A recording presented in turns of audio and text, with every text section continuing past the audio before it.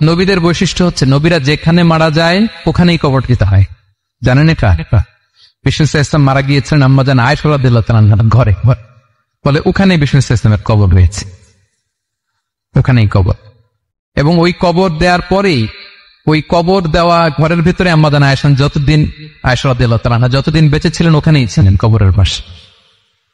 এরপরে বাবা মারা গেলেন আবু বকর, বিষ্ণু ইসলামের পাশে কবর দেয়া হলো, বাবা আর স্বামীর পাশেই থাকলেন।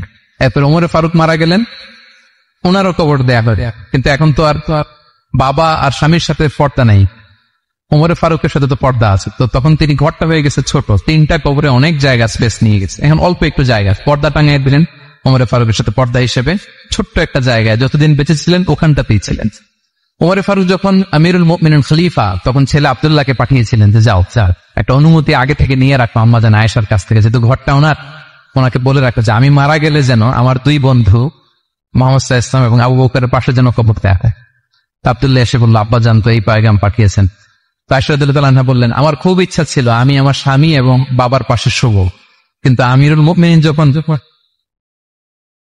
চেয়েছেন এটাকে আমি ফিরিয়ে দিতে পারিনি। ঠিক আছে যাও, তোমার আব্বাকে বলো তোমার আব্বাই শোবেন ওই জায়গায়। আচ্ছা, তো ওমরে ফারুক আপনারা জানেন অ্যাসাসিনেশন ইন্তেকাল করেছেন, আত্মাইর আঘাতে, ছুরিকাঘাত করা হচ্ছে কয়েকবার, স্টেবিং। এত জখম হয়েছে দুধ দিলে ওই জায়গা দিয়ে দুধ বের হয়ে যায় না, বীজ পানি দিলে বের হয়ে যায়।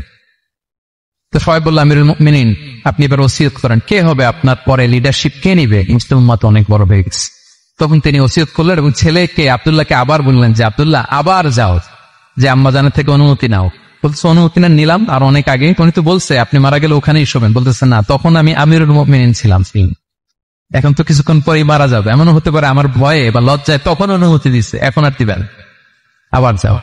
আবার গেল, আয়েশা রাদিয়াল্লাহু তাআলা আনহা বললেন, না এখন আমি আগের কথার উপরে আছে, তোমার আব্বাই সেখানে শোক। সুবহানাল্লাহ।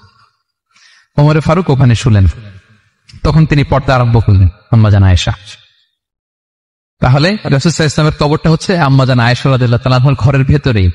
আপনারা মসজিদে নববী যারা ভিজিট করেছেন তারা জানেন যে আপনারা যখন কিবলামুখী হয়ে নামাজ পড়েন, বাম দিকে বিষ্ণু সাল্লাল্লাহু আলাইহি ওয়াসাল্লামের কবর, সেখানে রাসূল সাল্লাল্লাহু আলাইহি ওয়াসাল্লামের পাশে আবু বকর এবং ওমর ফারুক রাদিয়াল্লাহু তাআলা আনহুমা শুয়ে আছেন। রাসূল সাল্লাল্লাহু আলাইহি ওয়াসাল্লামের কবর থেকে মিম্বার পর্যন্ত এই পুরো জায়গাটা রাউদাতুম মিন রিয়াদিল জান্নাহ, দুনিয়ার বুকে জান্নাতের একটা টুকরা।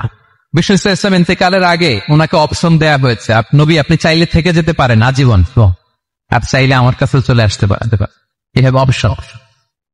বিষ্ণু সাল্লাল্লাহু আলাইহি ওয়াসাল্লাম তার রবের সাথে সাক্ষাৎকে চুজ করেছেন এবং ইন্তেকালের আগে তিনি পড়েছিলেন আল্লাহুম্মা গফিরলি ওয়ারহামনি ওয়ালহিকনি বির রফিক। আল্লাহর এই নামটি যদি মন থেকে ভালো লাগে সাবস্ক্রাইব করে বেল বাটনটি বাজিয়ে দিন। ধন্যবাদ।